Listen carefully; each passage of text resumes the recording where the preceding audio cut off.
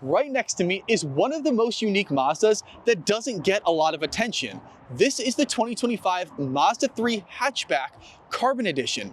Is it good? Is it absolutely awful? And is it worth it altogether? Well, in this video, I'll be taking you through everything this vehicle has to offer, and let's see.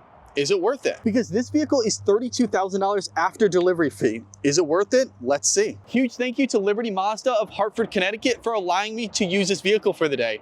Their information will be linked down in the description below. Let's dive right into it and talk about the front, because this front is actually aggressive. I talk about that with a lot of the vehicles I review, but I think I'm gonna have nightmares about this specific vehicle. I don't know if you're seeing it through the camera right now, but it looks like an angry shark coming at you. Like if this thing was coming at me going like 60 miles an hour, I would be done. Like it would be over for me. These headlights are LED headlights, LED daytime running lights, and LED turn signals built into this really kind of long piece that stretches there, and it angles down. It like slopes down, and they make this piece go above to look like, again, an angry shark. It makes it look really unique and cool. There is no side airflow. A lot of other vehicles will have little like side pockets to take air, suck it through the side. This doesn't have it. It's more flush, but I kind of like that design. It makes it look more sleek over here.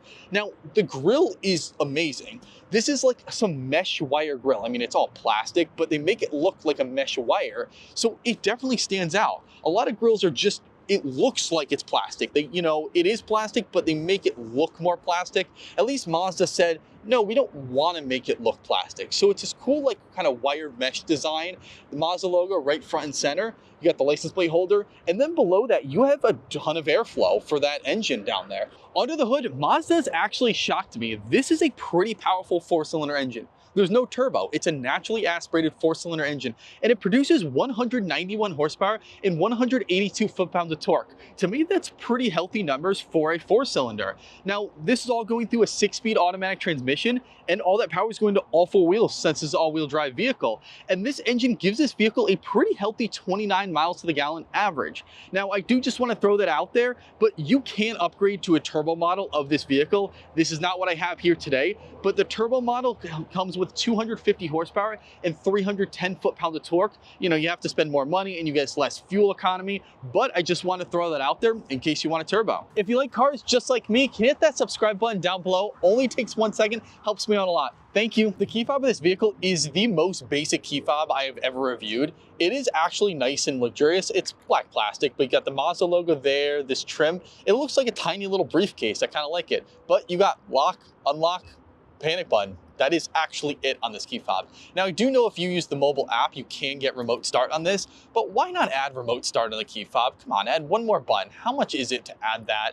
This key fob is the most basic. There is like $20,000 Chevys that have more features than this does. There's no roof rails on top. I mean, it's a hatchback, not an SUV. You have a sunroof up here. These mirrors have blind spot monitoring built into them and have turn signals on the side, which that's a big plus. These are 18-inch alloy rims with all-season weather tires.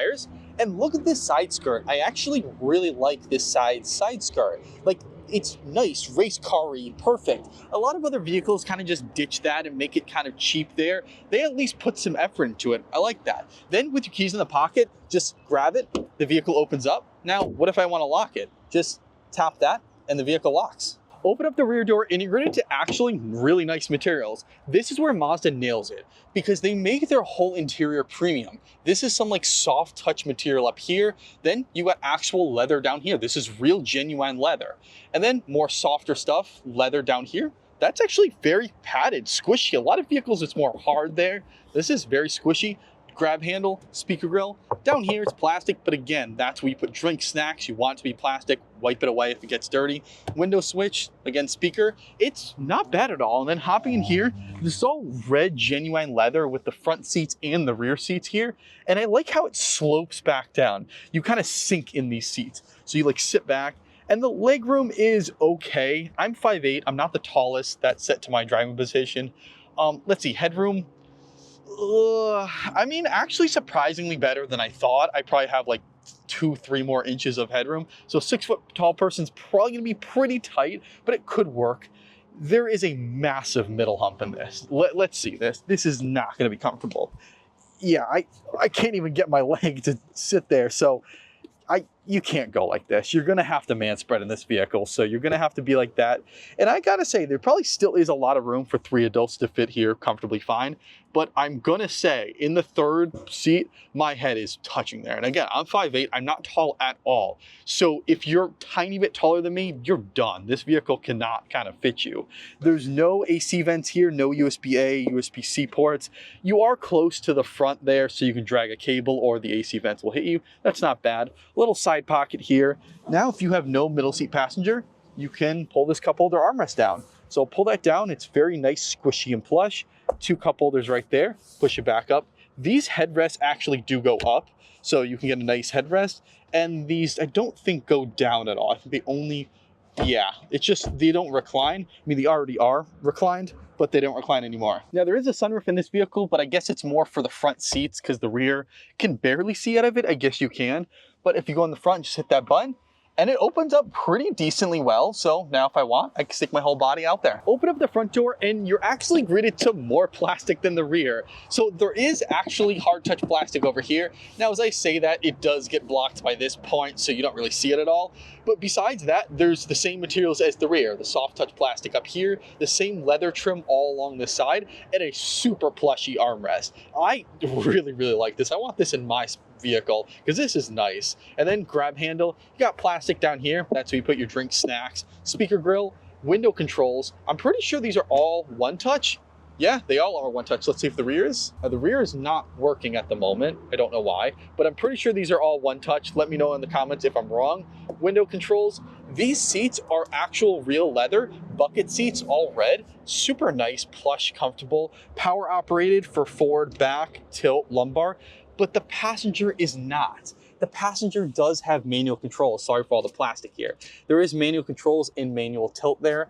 Wish the passenger got automatic controls, but these are actually both heated. The vehicle is completely off right now, and I want to show you this gauge cluster is a digital / analog. So you see how those little like dials there, those are analog dials, but there's nothing behind them because when you turn the vehicle on, and I'll actually pause for a little bit because it should beep at me.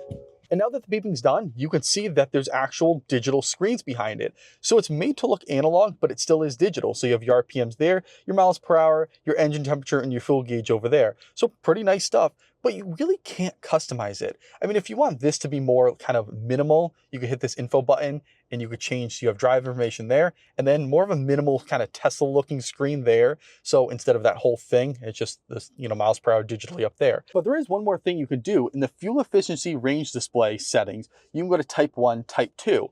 So this is type 1 right now. It's more of kind of a bar there. And if you want more kind of sleek and elegant, you can go there and it's a little tiny display. So that's what you can do and customize it. It's either that and or that. That's really it to customize it. It's the way it is. Leather wrapped non-heated steering wheel. It's actually a very thin, nice, luxurious steering wheel. Mazda logo right front and center. There's no paddle shifters on the back here, but the gear shifter can be put in manual mode, so you can change gears manually on the gear shift instead of the steering wheel. You have volume controls here. This is to change music.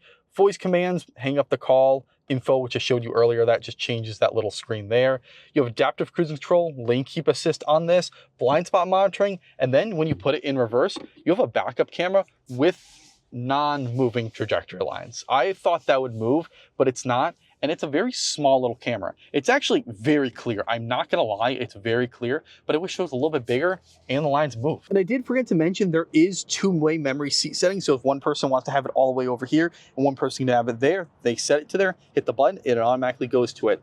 And this little thing, I thought this was the fuse box at first, but it's a little secret storage pocket. So now, let's see, my earbuds right here, perfect. So if you wanna hide something in there and no one will know, just hide it. The screen in this vehicle has wireless Android Auto and wireless Apple CarPlay, but it is not a touchscreen in Mazda's specific, like home kind of OS. When you go through Android Auto, Apple CarPlay, you can use touchscreen, but in Mazda's specific OS, you have to use this dial. I've actually become accustomed to this dial. It's not half bad. It's actually kind of easy. Okay, you want to go to music, just click it down, and then you want to change the radio station, just kind of change it around, just shoo, shoo, like that. And simple, press on a different radio station, and it appears. Overall, it's not that hard to use. You do have to get used to it, but what's really cool is they have some hot bars or hotkeys. So navigation like that. You want to go to music, just hit that, go straight to music. And then you have a little home bar, just go straight to home. And what's really cool is this little star. This is actually part of the touchscreen. So if you want to hit that, it sends you to a favorite section. Now, what you can do with this is you set destinations, music, or contacts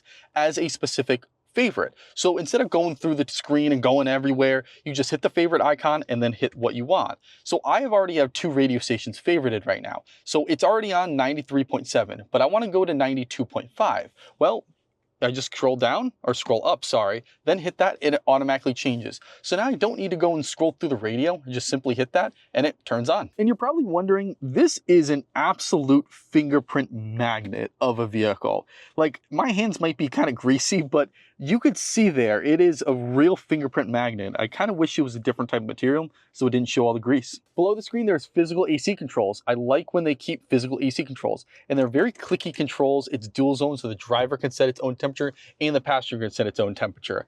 They adjust it here, the fan speed, and then below you have heated seats, so 3 levels on each side. There is a wireless charging pad, so just put your phone in there and it actually works. It was taking a while to work before, but now that the camera's on, it's working, so good on it. 2 cup holders right there. You got the sport mode there, just flick it on, sport mode's on. Parking brake, auto hold, and then you have a nice leather armrest here. It's very squishy, nice. Flip it back, up, and you have a ton of storage. This is a little divider thing. If you don't want it, you could take it out if you don't want.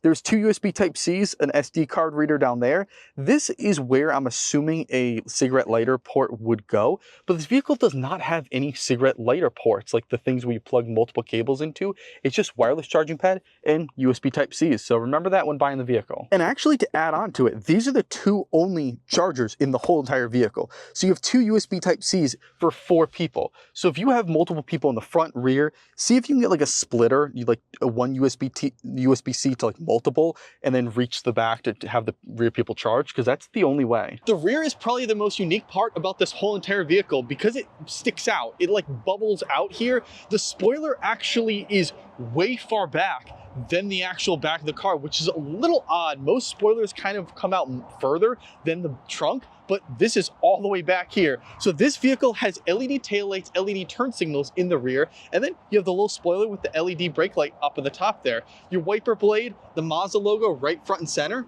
Then you have Mazda 3 badge, all-wheel drive right under it. And then all the way on that side, you have your SkyActiv G badge. Now, there is no rear parking sensors on this vehicle, so when you back up to things, it's not gonna beep at you and alert if you're getting close to something. You do have to judge on your own. Now, you do have a backup camera, and like I showed you inside, so you can see, okay, if I'm getting close to another car, but it's not gonna slam the brakes and beep at you if you're getting too close. Now, this vehicle does have dual exhaust tips, which is very nice. You have one on this side and one all the way on that side, and they're not too big. They're not bad at all. And what's crazy is the vehicle's actually on right now. Like, it is on. These are rumbling. Let me put the mic up to it. You probably can't hear it at all. They do a good job of quieting this vehicle down. To open up the trunk under the Mazda logo, there's a button. You hit it and you have to manually open it up. It's not power assisted, but it is hydraulically assisted, so that's good. There is a little privacy shield in here. If you want to take it out, you can, which gives you more room because I can fit 1.5 of me in the back here. Nothing crazy, but not bad for a little hatchback like this. And let's say you want even more space. Well, you could pull these seats down, just hit a little button there, and then throw these seats down. Okay, there, took a little bit, but throw it down, and now you can actually completely lay down here. This car could be a camper for sure, people like me. And there is a little like a slant here. So if you're throwing in like a shelf or something, it's going to be on a little bit of angle. And let's see, did Mazda deliver? Is there a spare tire? Yes, there is. There's no fix-a-flat kit. There's a spare tire and the jack, just what we want. But the real question is, how does it feel on the road while driving? Well, buckle up, safety is first, and then put it in drive. And it's actually very smooth, like more smooth than I thought. It is a stiffer ride because the suspension, it's lower vehicle and stuff, but you can throw this thing into corners totally fine. It's actually amazing. So I'm kind of stepping on it, throwing it in. I don't know if you guys are shaking on the camera right now, but it's not bad. Potholes, you do feel it a little bit in this vehicle because it's more of a stiffer ride, not a bubblier ride, but it's not bad. Handling, again, you throw it in and it goes. Let me put into sport mode real quick, hit it, it kicks you back. For a little 4-cylinder engine, that's not bad at all. Again, this is not the turbocharged model. I guarantee that's a lot quicker and a lot better, but this does get the job done for what it is. I'm genuinely surprised. And it's a little hot hatch, it's cute, it's nice, aggressive. It is one of the last standing hot hatches basically on the market nowadays, and it does it well. See, I'm going 30 miles an hour right now, well, 29. Let me slam on the brakes. Whoa! It goes pretty fast. It does what it exactly do. You hit the brakes, it stops. And I'm about to go through a little potholy area. I'm hitting over some bumps right now, nothing serious. It's taking it very well. Like, you know, it is stiffer, it's not bubbly like I said, but it's taking it relatively well. I'm just chilling, driving. This is like a normal road condition to me, and I'm just chill. But the real question is, what do you think about this vehicle? Do you like it or do you absolutely hate it? And do you think it's worth the $32,000? Let me know in the comments below. And please remember to like, comment, subscribe, hit the notification bell to keep updated with more content. And a huge thank you to Liberty Mazda of Hartford, Connecticut for allowing me to use this vehicle for the day. Their information will be linked down in the description below.